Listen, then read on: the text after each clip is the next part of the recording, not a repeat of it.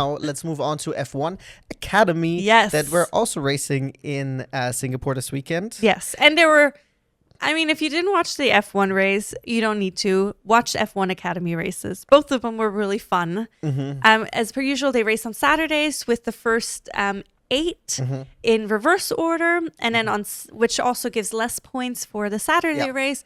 And then the Sunday race is in the original qualifying order, which is a new thing that they started this season, or they brought back again, I guess, for this season, which I really enjoy. Just because there's a little bit more of a switch up who's leading, and it's also because it's a training ground. It's nice for people to learn how to work their way through the midfield and stuff like that. I think reverse grids are great for like F1 Academy or F4. Yeah, junior leagues. Junior leagues, but it has no reason for F1. You're already in the top of the world. Why do you need a leg up? Yeah. You know? You don't need to practice overtaking. You should know how to overtake in F1. I 100% agree. This so talking about the first race, we had Leah Block starting in P1 and finally also finishing P1. A really strong performance from her because we did have 2 fortunately short safety car situations. One time it was Alicia Pomowski who had a really weird incident where she kissed a wall before I think it was turn 10 or something. I think while braking, that's what a commentator said, her steering wheel kind of twitched and you're already so close to the wall, she just kissed it and then she was out. And then we had also Nicole Haverdar. Haverdar unfortunately crashed out as well. That caused the second safety car. Really unfortunate. However, Leah Block really both times handled the restart. I mean, it was really excellent. Strong performance by her. I mean, and neither restart really caused her any trouble. No, she immediately... She timed it well, so she rode out a lead. We had some really nice battling behind. I mean, a really impressive race also from like Maya Vogue, because she started in 8th and she ended up in 2nd. Fantastic. She had a really strong start. Yes, and then we had, I think Ella Lloyd was the one who ended up getting a penalty, so that's why she lost a couple of positions, because originally she was battling for the podium as well. Leaving the track and gaining an advantage. Exactly. It was also nice to see that Aurelia Nobles, a Brazilian racer, had a better race. She ended up coming in 4th. Podium was this close because she did start in 2nd.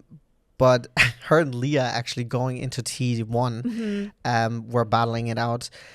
So pole starts on the right side, and it's a left-hand turn. And they were going down, and Aurelia was just not turning in. Yeah. And so Leah and Aurelia had to both take essentially quote unquote avoiding action. So both went off the track and then essentially skipped the first left and then right hander, because you have to drive past that bollard before you're allowed to rejoin, just because it will make it way too messy. Otherwise, you're not going to be able to do a safe rejoin. And I think, and then she had a couple of, I think, a little bit more minor mistakes that I don't know if it's also a little bit the nerves, because it's been a minute since she's been in a position like that. Last year she did make it onto the podium, but this year obviously has been a tough season for her, being collected all the time by other people. Oh, are you talking about Aurelia? Yeah, Aurelia, No, that's definitely true. And then also Leah, I thought she would have a stronger season. She had a strong start into the season, and then she had a big lull. Then she ended up winning rally races. Instead, she was like, I would like to race in the mud. Yeah. And then she came back. Yes. It was her birthday this weekend. Yes. This week. Turned 19, and which is crazy. Then just got that P1 in there. Fantastic. I do also want to say we did have 2 different riders on the grid this week. We had a wild card, Billard. She's a French rider. No, unfortunately she was taken out by someone else's mistake in race 1. Yes, wasn't her fault. But so she was there, and then we also had a replacement driver in Megan Bruce. She's British. She was replacing Agnostiadis. Because she had injured her foot, so she couldn't race this round, which is so unfortunate, of course. Yeah, she broke her leg, right? Her foot, she had a fracture in her foot, so which I mean, it's like tricky to race with it. But regardless, both of the new joins did have a decent race. Of course, Billard ended up DNFing in the first race because she ended up being, I think she was a casualty. Yeah, she was a casualty of someone else's mistake. Yeah, but up till then, we saw some really excellent racing for her. And also going into race 2, she had a really, really strong, I feel like, start and moments throughout the race. But then she ended up losing several positions. The interesting part about the second race was also that we ended up getting rain towards the end. Difficult conditions. Yeah, so at first it was, I mean, it's incredibly hot for them. They're racing in the afternoon heat of Singapore in the bright sun, which is, I mean, I don't envy them. No. It's 14 laps, but it's so hot. I'm kind of be honest, I'm also understanding why a lot of people weren't there. It didn't look as busy because I'm like, goddamn, I don't want to be out in the sun in this heat. Yes. And the humidity. Yeah.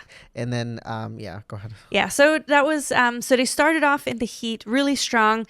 Dorian Pa, she ended up taking the lead from Maya Verde. T1. Exactly, which was an excellent, excellent maneuver on her part. And she was leading the race then with, I think, about like 4 laps to go. Was it 4 laps to go? Was when the rain started a little bit before that. But that's around when people started pitting. Yeah, so then with around 4 laps to go, people started pitting just because it was so, the rain was getting so strong and parts of the racetrack were getting really slippery. Well, there was one part where it was raining and it was really wet and it was really slippery. But then there was a whole, like 2/3 of the other side of the track was dry. Yes. So it was like, when are you pitting? Exactly. So that was the issue. And then some people started going into the pits to risk it, including Chloe Chambers, who was at that point fighting for 3rd position. The first one to go in was actually Alicia Polmowski. Yes. Because she had the mistake that cost her a lot of positions. So then they're like, okay, let's send her in. She unfortunately first stopped at Leah's team. In her defense, in a lot of their defenses, pit stops are not a thing usually in F4 cars or in F1 Academy. And then also they're not made to have a quick pit stop just like F1. So the pit stop automatically takes longer. And the crew is, I don't think, also that well versed in doing it quickly. I mean, they don't practice it probably as much as an F1 team does. 100%. But then people started getting into the pits. However, then again, Nicola Havrda ended up crashing into the wall, which brought out a safety car, which then some people decided to go into the pits. But then I would say almost like half the track, because it was, the first 9. Including Chloe Chambers, who was at that point in 4th position. Yes. So then we had half the track. 9 people ended up staying out with the slicks, and the remaining 8 people ended up switching into wet tires.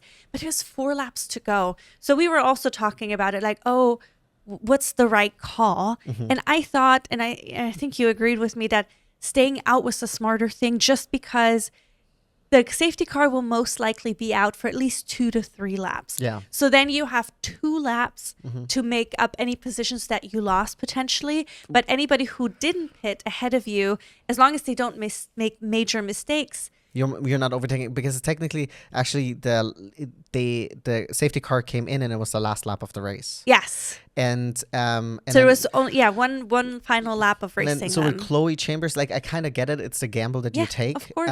And she was really, really unlucky because she had an extra long pit stop. Yeah. I think her front left wasn't really coming on and off or on. So it was both really, really bad. And then Dorian, they told her with I think 2 or 3 laps to go, they're like, come into the pits, but it was when she was already kind of around the corner, and she was like, no, like, it's too late. Yeah. And then the next turn around, he was like, stay out, and she was like, of course I stay out. Of course we stay out. It was so stern. She was with him. However, in the restart, it almost seemed like, how dare you tell me to stay out? What a silly thing to insinuate now with 2 laps to go. This. I'm not doing this in. Because I think Maya Verde, they also tried to do a fake out, come in, but she didn't come in. Which is like, I'm not coming in for this BS. Yeah. Because if she would have come in, that would have been the end of the championship. Yes, exactly. She would have not made that back up. No. And then the restart. Dorian had an okay restart, but then I would say she had a good restart, because she did end up driving away just a little bit from Maya. I say okay compared to like Leah, or who was able to really like immediately put in like a second in between her and whoever was behind her at the time. Whereas Dorian, I think she was able to maybe get out like 6/10 or half a second. That's why I said it is good. But then as soon as they hit the wet area, Maya was like, I'm just going to send it. yeah. And she did. And But she was she able did to. it safely, cleanly. Yeah. It was a beautiful overtake. It's very impressive in the rain. And then Dorian was behind her, but it seemed like pace was missing then all of a sudden. I think also Dorian is playing it a lot safer.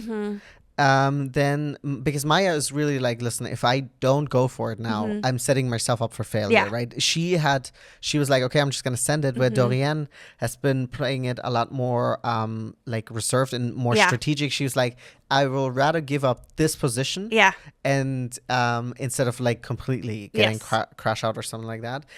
I will also say Maya Wög now in the last 2 race weekends has made up like 30 points on Dorian, which now it's a question: has Dorian played it a little bit too safe? Yeah. So I mean, now we're going into the last round of F1 Academy. Vegas. It's coming up in Vegas. I mean, it's still a month and a half until then, but then we have 2 races then. Currently they're 9 points apart, so it's gonna be a really, really interesting last weekend of F1 Academy, which I'm really excited about. I am also super and there's excited still about. Also a battle for 3rd place in F1 Academy. It's between Ella Lloyd and Chloe. I mean, it's between Ella Lloyd and Chloe Chambers, which is Ella is leading by 2 points Ella's right now. leading by 2 points. Ooh, this is because of this race. Yeah, I mean, in the last race we had a non-start from Chloe. She got unlucky with the car. She had issues. Yeah, she had a couple unlucky races this week. Rafaela Ferreira had a really terrible first race because the car would keep turning off, or there was huge issues. Yeah, with she ended it. up getting a black and orange flag also Where towards it's the like, end of race 1, where she was there. She had to leave. Yeah, exactly.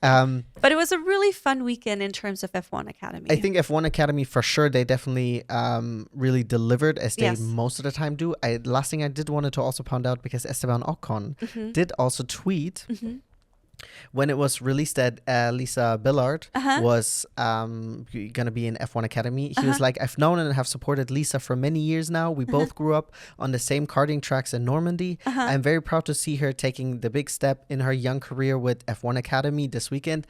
Allez, Lisa. Oh, that's so sweet. Because I think, how old is she? She's 15? Is she? I think Lisa's 15. Oh gosh. So yeah, she's a young baby. So really, really strong by her. And then Lewis was also actually there for the second race, which is of course really cool that Maya ended up winning it in the Ferrari livery, Ferrari car by MP or something like that. So it's awesome to see, and of course it's also cool to see that we get to see a Ferrari winning in Singapore. I mean, because it's been 2 years. It's not our first Ferrari win that we've seen this year, but none in Formula One. All of none main races. Let's be real. Very Sprint true. Race, Yes. I apologize. In China, no Grand Prix races in a Ferrari outside of F1 Academy. Unless something insane happens, it will be difficult. Yes, I agree. I think Charles also said it. He's like, it's not happening this year. I mean, he also said that they don't have any new parts coming. Yeah. So it's like he doesn't really think that things are going to change much, which is sad. But I mean, I'm just excited for next year already. I will say, I think the thing that I'm even more sad about, because nothing more in life I want than Lewis winning his 8th with Ferrari, right? But I think overall, even if like Lewis would now retire, it doesn't really take away from what he's done with his career. But I think I would really hate to see a driver like Charles just never be able to even attempt, because in 2022 he had the beginning of the season, but then the car became garbage, and then everything has always been garbage, kind of, right? So it's like while with Ferrari I'm rooting more for Lewis, but overall I'm rooting for Ferrari, and I just hate to see Charles waste away, you know. God damn, especially because it is, I mean, imagine you're a young race car driver or karting driver. You get signed by Ferrari or by the Ferrari junior talent team or whatever it is, and it's Ferrari. Yeah. And you're like, oh my gosh, I'm part of this legacy. I mean, the good thing is Charles is 27, right? Yeah. Lewis didn't really start winning, won 6 out of his 7 championships in his 30s, right? So it's not like it's the end of the world or whatever, but it's like, come on, give this guy a car. Yeah. And give Ferrari a car. Yeah. Let Lewis win it. Lewis retires. Charles can win it. Boom. Exactly. Bam. And then Wham bam. Arthur Leclerc shows up, he can also win. Yeah, I'm giving it all away if it's with Ferrari. I'm authorizing it. Approved. Approved. They're like, no, bitch. We'll see. But yeah, I think that's all we have in terms of racing for this weekend. I mean, it was a good amount of racing that we watched. You are still eventually going to watch European Truck Racing Yes. Championship. I might watch it actually then, and I'll talk about it next weekend. Yeah. Just because I think none of the quote unquote mains that we usually watch are racing next weekend. And this weekend, I thought this episode was well filled. Yeah. No. We watched a lot of great racing. I mean, outside of F1. Yeah, I mean, everything else really was really Everything strong. else was really great. Yeah, but as always, thank you guys so much for tuning in. Yes. Like and subscribe if you're on Spotify, which there's probably no one. Sorry, no diss to ourselves.